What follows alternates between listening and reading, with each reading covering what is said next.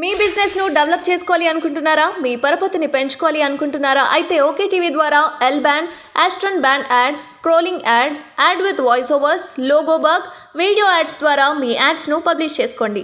సంప్రదించవలసిన phone number 8520917933. నమస్తే, welcome to okay TV. This is Kavya. ఈ రోజు మనతో పాటు సుప్రీంకోర్టు అడ్వకేట్ వెంకట్ ముప్పన గారు మనతో పాటు ఉన్నారు. నమస్తే సార్. నమస్తే. ఎలా ఉన్నారు సార్? ప్రెసెంట్ ఏంటంటే ఇచ్చిన హామీలను వదిలేసి ఈ నోటీసులు అంటూ హవా నడుస్తుంది. అసలు ఈ నోటీసులు ఎందుకని, దీనివల్ల ప్రజలకి ఎటువంటి ఉపయోగం ఉంది? నోటీసెస్ ఇష్యూ దగ్గరికి వచ్చేటప్పటికి మీకు 2 ఆస్పెక్ట్స్ అండి. ఒకటి, నోటీస్ ఇష్యూ చేసే రైట్ ఉందా లేదా, నోటీస్ వల్ల యూజ్ ఉందా లేదా. Okay, 2 different aspects. నోటీస్ అనేది ఏ ఇండివిజువల్ పర్సన్ అన్నా ఇంకో ఇండివిజువల్ పర్సన్కి ఇవ్వచ్చు. It is their right. అది ఎప్పుడు తన రైట్స్కి ఏదన్నా అబ్స్ట్రక్షన్ జరిగింది అన్నప్పుడు ఇవ్వచ్చు. అది కంపెనీ టు కంపెనీ అవ్వచ్చు, ఆర్గనైజేషన్ టు ఆర్గనైజేషన్ అవ్వచ్చు, or also individual to individual. And coming to second point, notices వల్ల యూజ్ ఉందా అంటే ఇప్పుడు జరిగే దాని వల్ల పబ్లిక్ అయితే యూజ్ ఏమి ఉండదండి. ఎందుకంటే it is becoming totally their internal matters అన్నమాట. రీసెంట్గా fresh CM of Telangana Revanth Reddy గారికి ఐ థింక్ నోటీసెస్ ఇష్యూ చేసినట్టు తెలిసింది, like from Amit Shah, deep fake video అని. అది ఇంటర్నల్ గా టార్గెట్ చేసినట్టు అవుతుంది తప్ప దానివల్ల ఒక కామన్ మ్యాన్ కి, ఈఎంఐలు గట్టు బతికే మిడిల్ క్లాస్ వాడికి 0% యూజ్లెస్ అవన్నీ. ఎట్లా అయిపోతుందంటే నోటీసెస్ అనేది ఎంటైర్ గా పొలిటికల్ వార్ కింద మారిపోయింది. అంటే పబ్లిక్ లో ఒక నోటీస్ కి కౌంటర్ నోటీస్, ఆ నోటీస్కి ఇంకొక కౌంటర్ నోటీస్, ఈ నోటీసెస్ మీద హైకోర్టుకి వెళ్ళి స్టే తెచ్చుకోవడం, ఇదంతా కూడా పబ్లిక్ వెల్ఫేర్ గురించి జరిగే ఫైట్ అయితే కాదు, లీగల్లీ స్పీకింగ్. ఇంకా రైట్ అంటారా, everybody has the right to issue A notice. మీరు నాకన్నా ఇవ్వచ్చు, నేను మీకన్నా ఇవ్వచ్చు. అంటే దీని టాపిక్ డైవర్ట్ చేయడానికా ఇదంతా, ఈ నోటీసులు అనేది? ఒకటండి, టెక్నికల్లీ స్పీకింగ్ మీరు అడిగిన క్వశ్చన్కి ఆన్సర్ ఏంటంటే నోటీసెస్ వల్ల యూజ్ ఉందా? యూజ్ అయితే లేదు. లేనప్పుడు ఈ నోటీసెస్ డ్రామా ఎందుకు జరుగుతుంది? అది మీకన్నా నాకన్నా మొన్న రీసెంట్గా ఓట్ వేసారు చూసారా ఓటర్స్, వాళ్ళు ఒక 10 minutes అనలైజ్ చేసుకోవాల్సిన అవసరం ఉంటుంది. ప్రామిసెస్ వర్ గివెన్ ఎలక్షన్ టైంలో ఫ్యూ మేనిఫెస్టో ప్రకారంగా. ప్రీవియస్ గవర్నమెంట్ కూడా ప్రామిసెస్ ఇచ్చింది, వాళ్ళు చేశారా లేదా అన్నది కామన్ ఓటర్కి తెలుసు. ఇప్పుడు ఇచ్చిన వాళ్ళు చేయడానికి ట్రై చేస్తున్నారా లేదా అని కామన్ ఓటర్కి తెలుసు. సో మోస్ట్ ప్రాబబ్లీ అదే అనుకోవచ్చు. Because up to my knowledge fresh government దగ్గర ఫండ్స్ లేవు. ఎలక్ట్రిసిటీ ఇష్యూలోనే nearly 80,000 crores something up and down జరిగింది అని రేవంత్ రెడ్డి గారు అనాలిసిస్లో వాళ్ళు రివీల్ చేశారు రీసెంట్గా. So government needs money. If government needs money, it needs some time. But ఇప్పుడు ఎవరైతే ప్రతిపక్షంలో కూర్చున్న ప్రీవియస్ పాలకవర్గం ఉందో వాళ్ళు ఇట్లా కొత్త గవర్నమెంట్ రాగానే వీళ్ళు 100 రోజుల్లో ఇచ్చిన హామీ నెరవేర్చలేదు, పథకాలు ఫుల్ఫిల్ చేయట్లేదు. ఇట్ ఈస్ ఇంపాసిబుల్ అండి. It is impossible for any government. Telangana form అయ్యేటప్పటికి తెలంగాణ గవర్నమెంట్లో చేతి నిండా సర్ప్లస్ మనీ ఉంది. కానీ కంటిన్యూస్ 10 years రూలింగ్ తర్వాత డెవలప్మెంట్ చేశారా చేయలేదా, విజిబుల్ డెవలప్మెంటా ఇన్విజిబుల్ డెవలప్మెంటా పక్కన పెడదాం. బట్ ట్రాన్స్ఫర్మేషన్ ఆఫ్ పవర్ జరిగేటప్పటికి రీసెంట్గా కాంగ్రెస్ గవర్నమెంట్ వచ్చేటప్పటికి it's in deficit. First the dig out చేసింది electricity, quality of electricity, quantity of electricity. దాంట్లోనే 80,000 crores డెఫిషిట్లో ఉంది అని వాళ్ళు ఒక అనాలిసిస్ రిలీజ్ చేశారు. So that means government has no money, it needs money. So ఈ 100 రోజులు అంటే ఇంత డెఫిషిట్లోకి వెళ్ళిన గవర్నమెంట్ని ఏదో నడకరాని పిల్లవాడిని పరిగెట్టమని కొట్టినట్టు, that is not the right way. అది మోస్ట్ ప్రాబ్లీ మీరు అడిగిన క్వశ్చన్కి ఆన్సర్ ఏంటంటే ఈ నోటీసెస్, కౌంటర్ నోటీస్, మళ్ళీ కౌంటర్ నోటీస్, ఇదంతా డైవర్సిఫై చేయడానికి అంటే మోస్ట్ ప్రాబబ్లీ ఎస్ అనే అనొచ్చు. బికాస్ ఈ కొత్తగా వచ్చిన గవర్నమెంట్ పబ్లిక్ చాలా నమ్మకంతో ఓటేస్తారు. నిజంగా 10 years డెవలప్మెంట్ జరిగింది సాటిస్ఫై అయ్యి ఉంటే ఇంకో 5 years కూడా పవర్ ఇచ్చేవారు. పబ్లిక్కే we need transformation of power, transfer of power, ministries మారాలి అని వాడు కోరికను ఓటేసినప్పుడు అపోజిషన్ వాళ్ళు కూడా టైం ఇవ్వాలి. ఇంకా చెప్పాలి అంటే ఒక న్యూలీ ఫార్మ్ స్టేట్ని రూలింగ్ చేసిన గవర్నమెంట్, అది ప్రీవియస్ గవర్నమెంట్, వాళ్ళు వీళ్ళకి సపోర్ట్ చేయాలి ఇప్పుడున్న గవర్నమెంట్. ఎస్, దీంట్లో లోటుపాట్లు ఏంటో మాకు తెలుసు, మీరు కొత్తగా పవర్కి వచ్చారు, ఒక 10 years మేము పరిపాలించాం, నెక్స్ట్ 5 years మీరు పరిపాలిస్తున్నారు, we are coming forward, will help you out, కలిసి రన్ చేద్దాం గవర్నమెంట్కి, ఆ యాటిట్యూడ్ అలా అంతేగాని. బట్ ఇక్కడ కొంచెం తెలంగాణలో కొంచెం it is quite in another different way. దీనివల్ల ప్రజల నుంచి ఎటువంటి రెస్పాన్స్ వస్తుంది అంటే నోటీసెస్ పట్టించుకునే స్థాయిలో కామన్ మ్యాన్ లేడండి. బీయింగ్ అడ్వకేట్ నోటీసెస్ టెక్నికల్ గా నేను చెప్పాను, if you ask me the same question as a common man, నాకు అవసరమే లేదు. అమిత్ షా నుంచి రేవంత్ రెడ్డి గారికి నోటీస్ వస్తే నాకెందుకు, అంతే కదా. ఫోన్ ట్యాపింగ్ కేసులో ఇప్పుడున్న రేవంత్ రెడ్డి గారి గవర్నమెంట్ ఎవరో senior designated or ex senior designated police officer notice ఇస్తే నాకెందుకు, వాటి వల్ల నాకేం యూజ్ ఉండదు కదా. బట్ ఏంటంటే comparatively 10 years 20 years back public vision ఏదైతే టువర్డ్స్ పాలిటిక్స్ ఉందో టోటల్గా మారిపోయింది. Because of available of the sophisticated cell phones కానీ ఇంటర్నెట్ కానీ యాక్సెసిబిలిటీ ఎక్కువైపోయి నాలెడ్జ్, మూవీస్ ఎలా రివ్యూ చేస్తున్నారో ఒక 1 hour టైం పాస్కి పాలిటిక్స్ని కూడా డైలీ ఒక 1/2 hour, రిటైర్ అయిపోయిన వాళ్ళు అయితే మాత్రం ఖచ్చితంగా ఒక 2 hours 3 hours న్యూస్ చూసి అనలైజ్ చేసుకోవడం, ఆ డెవలప్మెంట్ వచ్చింది. అది మిడిల్లో మీడియాని లాగుతున్నారని talk. That is very beautiful అండి. మీడియా అనేది it is very powerful weapon. ఈ judiciary, legislative and media, 4 pillars of the nation. చాలా మందికి ఉన్న ఫాల్స్ పర్సెప్షన్ ఏంటి అంటే పవర్లోకి రావాలన్నా, పాలిటిక్స్లోకి రావాలన్నా మీడియాని అంటే ఏదర్ మీడియా హెల్ప్ తీసుకున్నా, మీడియాని యూజ్ చేసుకున్నా అని అనుకుంటారు. కానీ public and media are very powerful. You cannot predict what they both can do. ఇద్దరు ఈక్వల్ పవరే. మీరు మీడియాగా మీరు చెప్పింది పబ్లిక్ వింటారు, చూస్తారు, అనలైజ్ చేస్తారు. ఒక్కొక్కరు ఒకలా అనలైజ్ చేస్తారు, కానీ అల్టిమేట్ డెసిషన్ ఏమి ఇస్తారు అన్నది మాత్రం ఎవరు ప్రెడిక్ట్ చేయలేరు. మీడియాని లాగటం అన్నది it is not right and it is very harmful కూడా. That is not a healthy atmosphere. ఇక్కడే కాదు, ఈ దేశమే కాదు, go to Spain, Italy, Greece, any country, India కన్నా బయట దేశాల్లో మీడియా అనే దానికి చాలా రెస్పెక్టబుల్ పొజిషన్ ఉంటుంది. అంటే ఈక్వల్ టు ఆర్మీలా చూస్తారు మీడియాని. అంటే ఇప్పుడు కేటీఆర్ రకుల్ది కూడా ఫోన్ ట్యాపింగ్ బయటకు వచ్చిందని అన్నారు. దీనికి మీడియా ఇలా మాఫింగ్ చేశారు, ఇది అదని చెప్పి మొన్నటి వరకు టాపిక్ కూడా వినిపించింది. నేను కూడా విన్నాను అది.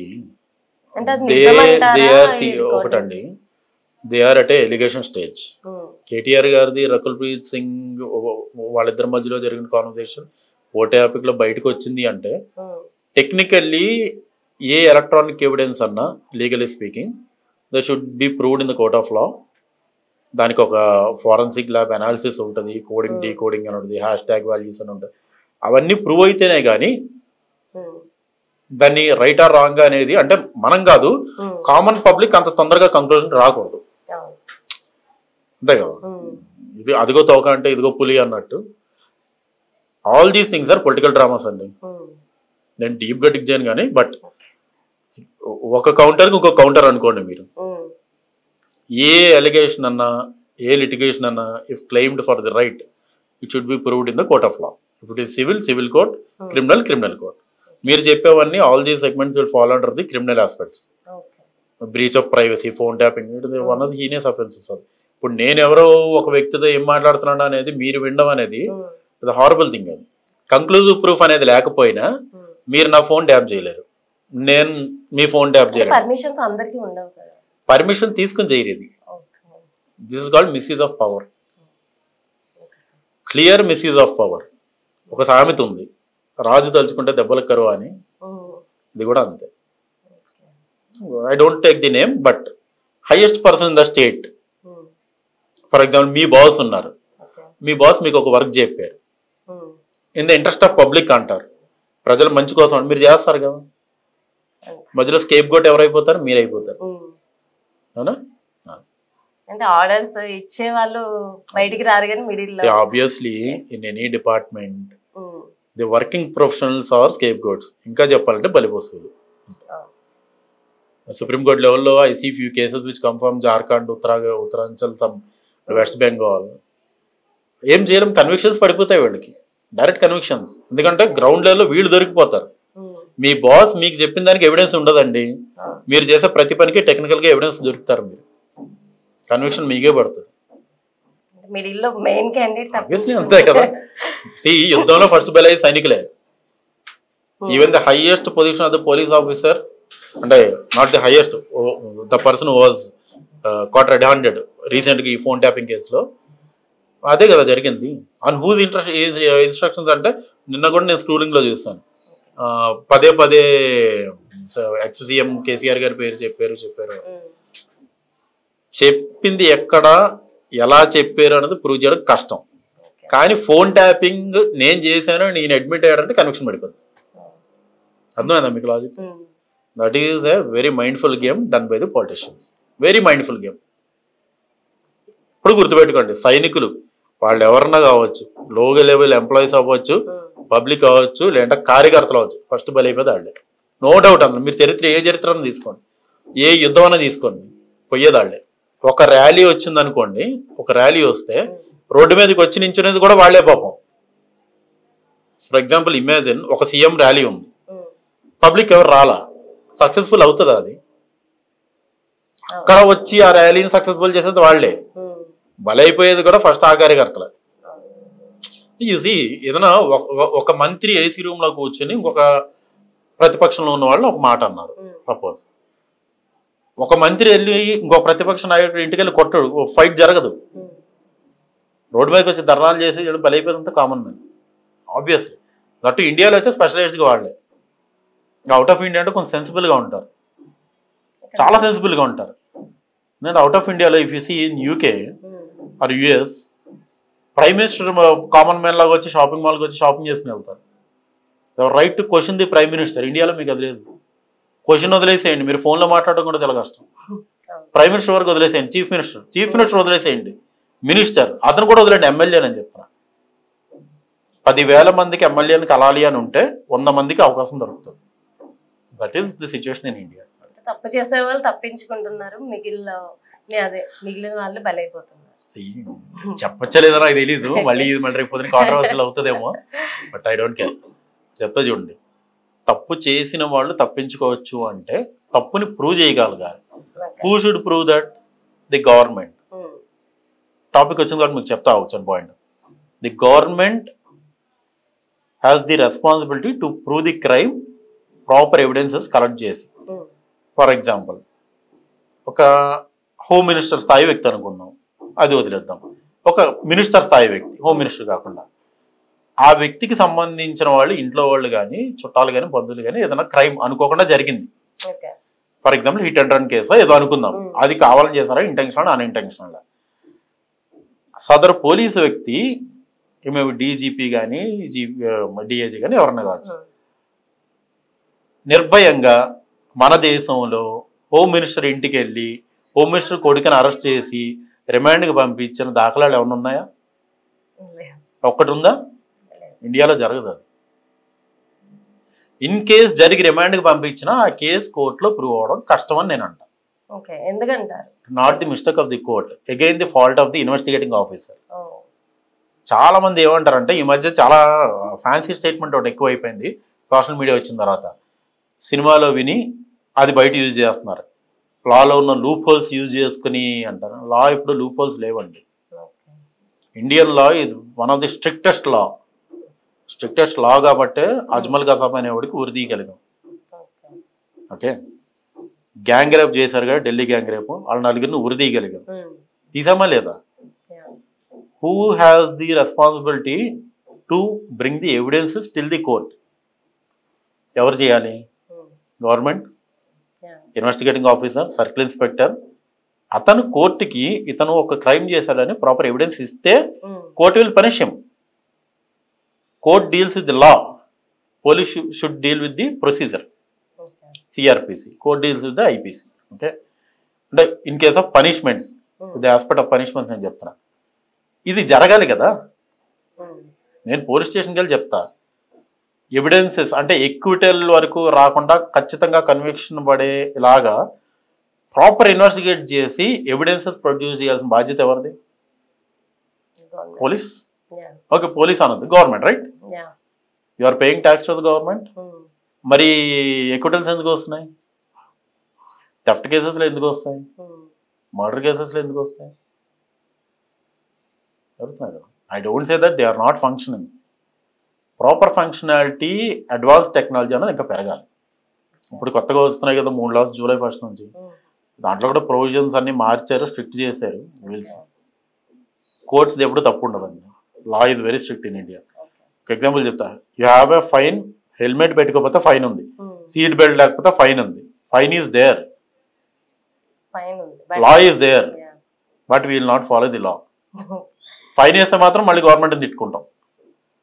వచ్చే డైలాగ్ ఏంటి? మర్డర్ చేసిన వాళ్ళు వదిలేస్తారు, హెల్మెట్ పెట్టుకొని నా ఈ చిన్న తప్పుకి ఫైన్ వేస్తారా అని. అబ్రాడ్ కంట్రీకి ఇండియాకి అదే తేడా. అక్కడ హెల్మెట్ పెట్టుకునే రూల్ని ఫాలో చేస్తారు. అలాగే హీనియస్ ఆఫెన్స్ జరిగింది అనుకోండి, ఇమ్మీడియట్గా ఇన్వెస్టిగేషన్ జరుగుతుంది. అడ్వాన్స్ టెక్నాలజీతో ఎవిడెన్సెస్ దొరికితే పట్టుకుంటారు, they close the case, conviction పడిపోతుంది. సార్, ప్రెసెంట్ ప్రభుత్వం ప్రజల్లో ఒక గందరగోళాన్ని సృష్టిస్తున్నాయి. ఫోన్ ట్యాపింగ్ కేసులు అంటూ ఒక పక్క, ఇచ్చిన హామీలు అంటూ ఒక పక్క, ప్రతిపక్షం ప్రభుత్వాన్ని కూలుస్తానని ఒక పక్క. దీని గురించి మీ ఒపీనియన్ ఏంటి? ప్రభుత్వం పబ్లిక్లో గందరగోళం సృష్టిస్తుంది అంటే దానికి యాక్యురేట్గా ఆన్సర్ చెప్పాలి అంటే, టాపిక్ని సమ్ ఎక్స్టెంట్ వరకు డైవర్స్ అయ్యే అవకాశం ఉంటుంది. ఓకే, ఇక్కడ 2 ఆస్పెక్ట్స్ అండి. ప్రతిపక్షం ఏముంటుంది, ఎక్కిన ఫస్ట్ డే నుంచి ఇన్ని డేస్లో మీరు ఇచ్చిన హామీలు కంప్లీట్ చేయాలి అంటుంది అని. ఫస్ట్ డే నుంచి వాళ్ళు 100 days అయినాయి, 100 days లోపు కూడా ఏం కంప్లీట్ చేయలేదు అని అంటున్నాం. ప్రభుత్వం దగ్గర డబ్బు ఉంటాయి కదా చేయడానికి. Government should have sufficient money. Money లేదంటే అసలు బ్యాంక్ రప్ట్ కాదు, కానీ government, newly formed government should have sufficient money. ఎప్పుడైతే సఫిషియంట్ మనీ వచ్చిందో ఖచ్చితంగా ఏ గవర్నమెంట్ అన్నా వాళ్ళకి ఇచ్చిన హామీలు నెరవేరిస్తే సెకండ్ గవర్నమెంట్ వాళ్ళే ఫామ్ చేయొచ్చు అని వాళ్ళ బేస్ కాంక్రీట్ అవుతుంది. అవునా, డెఫినెట్గా చేస్తారు. ఎందుకంటే మన స్టేట్లో ఇచ్చిన హామీలు మనీ ఉండి చేయలేదు అనే ట్రాక్ రికార్డ్ అయితే లేదు మరి నాకు తెలిసింది. బట్ ఇది గందరగోళం అంటారా? ఈ గందరగోళం స్పెసిఫిక్గా ఒక జోన్ ఆఫ్ పీపుల్కే అట్రాక్ట్ అవుతుందండి, అందరికీ అట్రాక్ట్ కాదు. అంటే phone tapping issue no doubt it is a very serious issue. దానికి హైప్ ఇస్తున్నారని మనం అనుకుంటున్నాం, కానీ ఒక సీఎం క్యాండిడేట్ అంటే రేవంత్ రెడ్డి గారు ఎలక్షన్స్ కి ముందు ఈజ్ సీఎం క్యాండిడేట్, బయటికి చెప్పకపోయినా ఎవ్రీబడి నోస్ దట్. కాంగ్రెస్ వస్తే సీఎం రేవంత్ రెడ్డి గారు అవుతారు. ఒక సీఎం క్యాండిడేట్ స్థాయి వ్యక్తి ఫోన్ ట్యాపింగ్ చేశారు అంటే సెక్యూరిటీ లెవెల్స్ ఎంత అధ్వానంగా ఉన్నాయో ఈ స్టేట్లో క్లియర్గా అర్థమైపోతుంది, అంతే కదా. అది చాలా హారబుల్ ఇష్యూ అది. So issue is very big, no doubt it issue is very. అందులో highest grade of police officials అంటే వాళ్ళ అపాయింట్మెంట్స్ కూడా దొరకడం కష్టమైన స్థాయి వ్యక్తులు కూడా వాళ్ళు కాంప్రమైజ్ అయిపోయి ఒక సీఎం అంటే సీఎం అని కాదు, బట్ ఒక వ్యక్తి ఆర్డర్స్ మీద పనిచేసేమో వాళ్ళు పదే పదే చెప్తున్నారు అంటే చాలా పిటిఫుల్ సిచ్యువేషన్ ఇది. And coming to the panic situation ఏదైతే మీరు అంటున్నారు గందరగోళం అనేది, అది అందరినీ ఎఫెక్ట్ చేయదండి. ఒక లిమిటెడ్ పీపుల్ మాత్రం చాలా సీరియస్గా తీసుకుంటారు. దే ఆర్ సేయింగ్ దట్ కొన్ని వేల మంది ఫోన్స్ ట్యాప్ చేసామంటున్నారు. చిన్న ఇష్యూ కాదు అది. బిజినెస్ చేసేవాళ్ళకి సీక్రెట్స్ ఉంటాయి, గవర్నమెంట్ అఫీషియల్కి సీక్రెట్స్ ఉంటాయి, మినిస్టర్స్కి, మినిస్టర్ సీట్ ఆస్పిరెంట్స్కి, ప్రతి ఒక్కరికి నా ప్రైవసీ లైఫ్ నాకు ఉంటుంది కదా, దాన్ని బ్రీచ్ చేసే రైట్ ఎవరికే లేదు. అరే నా లైఫ్ తీసుకెళ్ళి రోడ్డు మీద పెట్టేస్తే ఎక్కడో కూర్చున్నాయన నా లైఫ్ నా కాన్వర్సేషన్ వింటున్నారంటే చిన్న ఇష్యూ కాదు అది. గవర్నమెంట్ రియాక్ట్ అయ్యే పద్ధతి కరెక్టే, ఏ స్కేల్లో రియాక్ట్ అవ్వాలి, ఎప్పుడు దాన్ని హాట్ టాపిక్ గా ఉంచి ఏం జరుగుతుంది ఫ్యాక్ట్ బయట పబ్లిక్కి తెలియాలి కదా. అంటే వాళ్ళు చెప్పేది ఏంటి, పదవిలోకి రావడం కోసం ఇంత కింద స్థాయికి దిగజారి ఇట్లా చేశారు అంటున్నారు కదా, బట్ అబ్సల్యూట్లీ రైట్. ఓట్ వేసే ప్రతి వ్యక్తికి స్టేట్లో పరిపాలించే వాళ్ళు ఏం చేస్తున్నారో తెలియాల్సిన అవసరం ఉంది. గత ప్రభుత్వం వాళ్ళు మళ్ళీ ప్రభుత్వంలోకి రావడానికి ఏం చేశారు అని వీళ్ళు డిగౌట్ చేయగలిగారు, సక్సెస్ అయ్యారు దాంట్లో. అది పబ్లిక్కి చెప్పడంలో తప్పలేదు, చెప్పాలి కూడా. ఎందుకు అంటే దీంట్లో ఎవరెవరు ఉన్నారు, అక్యూజ్డ్ ఎవరెవరు ఉన్నారు, ఎవరు ఆర్డర్స్ మీద వర్క్ చేశారు అన్ని క్లియర్ పిక్చర్ తెలిసిపోతే ఇప్పుడు వచ్చే ఎమ్మెల్యే సీట్స్ ఎంపీ ఎలక్షన్స్ కానీ ఇట్ విల్ క్లియర్లీ రిఫ్లెక్ట్. తెలియాల్సిన బాధ్యత ఉంది కదా. నేను కట్టే ప్రతి ట్యాక్స్ ఎట్టిపోతుంది, ఎవరికో పర్సనల్ సర్వీస్ చేయడానికి కాదు కదా ట్యాక్స్ కట్టేది. రోడ్లు బాగోపోతే రోడ్లు రిపేర్ చేయడానికి దిక్కు ఉండదు ఇన్ ఫ్యూ పార్ట్స్. ఈ పనులు చేయడానికి మాత్రం రిసోర్సెస్ యూజ్ చేసుకోవడం చాలా తప్పది. అండ్ ప్రతిపక్షం పార్టీకి వస్తే పథకాలు చేయాలి అంటున్నారు కదా, no doubt they will do it. నాకు ఒక ఆఫీస్లోకి యాక్సెస్ కావాలనుకోండి, సపోజ్ ఆఫీస్లో మీరు వర్క్ చేస్తున్నారు, మీకు నాకు పరిచయం ఉంది, నాకు లిమిటెడ్ యాక్సెస్ ఉంటుంది. నేను మీ చైర్లో కూర్చుంటే 100% యాక్సెస్ ఉంటుంది. ఇక్కడ జరుగుతుంది కూడా అదే, అప్ టు మై నాలెడ్జ్. ఒక సీఎం చైర్లో కూర్చున్న తర్వాతే అసలు ఖజానాలో ఎంత ఉంది అని తెలుస్తుంది. హామీలు ఇచ్చారు, హామీలు చెడు కోసం ఇవ్వలేదు కదా. కాంగ్రెస్ గవర్నమెంట్ అవ్వచ్చు, ఏ గవర్నమెంట్ అన్న అవ్వచ్చు, ఇచ్చే హామీలు ఒక సర్టెన్ సెక్టర్ ఆఫ్ పీపుల్ కి వెల్ఫేర్ కోసం క్రియేట్ చేస్తారు. హామీలు అనేది మంచిది, అదేం విషయం కాదు. బట్ హామీలు నెరవేర్చడానికి డబ్బు మిగిల్చిందా లేదా ప్రీవియస్ గవర్నమెంట్ అనేది నేను సీఎం సీట్ లో కూర్చుంటాను కానీ తెలియదు. Right now it has happen.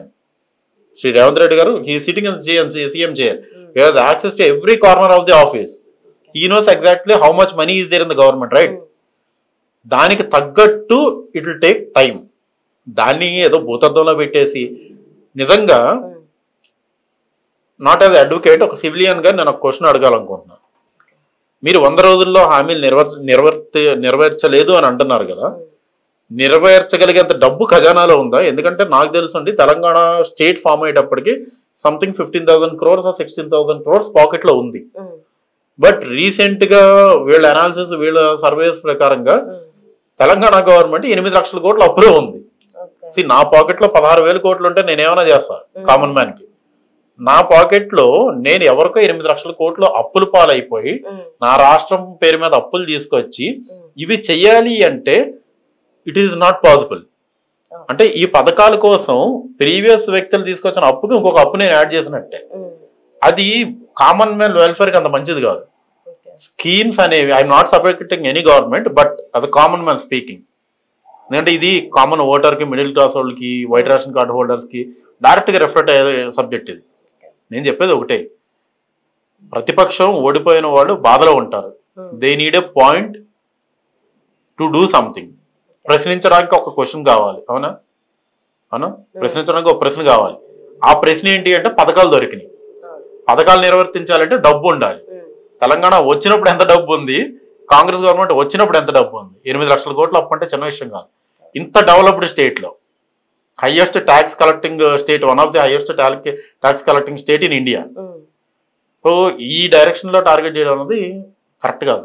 మరి వాళ్ళ పార్టీ పాలసీస్ ప్రకారంగా టార్గెట్ చేసుకోండి అంటే ఏం చెప్పలేం కానీ, but welfare schemes are made for public welfare. Previous government అవ్వచ్చు, ఇది అవ్వచ్చు.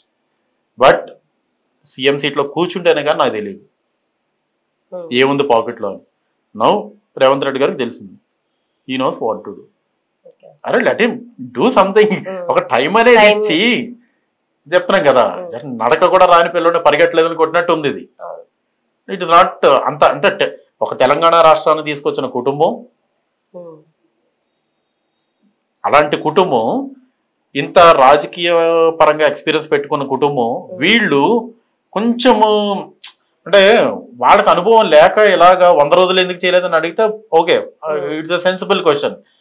వాళ్ళకి చాలా చూశారు, వాళ్ళ ఫ్యామిలీలో మినిస్ట్రీగా చేశారు, ఆయన ఒక ఫ్రీడమ్ ఫైటర్లో ఫైట్ చేశారు, తెలంగాణ తీసుకొచ్చారు, వాళ్ళ ఇంట్లో మినిస్టర్స్ ఉన్నారు, 2 టర్మ్ మినిస్టర్స్ చేశారు, ఎమ్మెల్సీస్ ఉన్నారు. ఇంత రాజకీయమైన నాలెడ్జే కాకుండా అడ్మినిస్ట్రేషన్ నాలెడ్జ్ కూడా ఉంది వాళ్ళకి. మరి వాళ్ళకి తెలుసు ఎంత అప్పుతో నేను ఈ రాష్ట్రాన్ని ఇచ్చానని. 100 రోజుల్లో పథకాలు ఎందుకు జరగలేదని అడగడం అంటే నేను డబ్బులు ఇవ్వకుండా నువ్వు ఎందుకు నాకు చేయలేదు అని అడిగినట్టు ఉంది. సో అది కొంచెం అన్సెన్సిబుల్ గా ఉందండి. అండ్ ఆ పాయింట్ తీసుకుని పబ్లిక్ లోకి వెళ్ళిపోయి అదేదో క్యాంపెయినింగ్ కోసం ప్రశ్నిస్తున్నాము అంటే, రీసెంట్ గా ఇంకొకటి పొలాలు ఎండిపోతున్నాయి అంటున్నారు. 10 సంవత్సరాలు నేను చేసిన మంచి ఒక్క నెలలో మాయమైపోయింది అంటే 10 సంవత్సరాలు నేను మంచి చేయనట్టే. అంటే నేను 10 సంవత్సరాలు పర్మనెంట్ గా నేను దేనికి సొల్యూషన్ చూపించలేదనే దాని అర్థం, అవునా? అంతే కదా.